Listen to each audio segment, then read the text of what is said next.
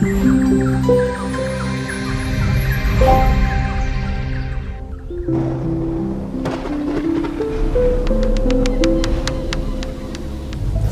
અમે સાહેબ એકદમ નળિયાવાળા મકાનમાં રહેતા હતા. અમે ચોમાસું આવે એટલે શું છે, ઉપરથી પાણી પડે એટલે અમે અહીં પાણી પડે એટલે પાછા પેલી બાજુ જવાનું, ત્યાં પડે એટલે પાછા પેલી બાજુ ખસવાનું.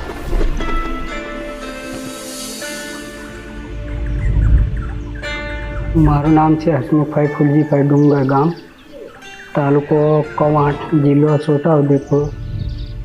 એકદમ અમારે ટાંટા બાંધીએ એટલે અમે પેલા કપાસના કઠિયાના ટાંટા બાંધીને પછી થાબામાં એ રીતે અમે રહેતા હતા.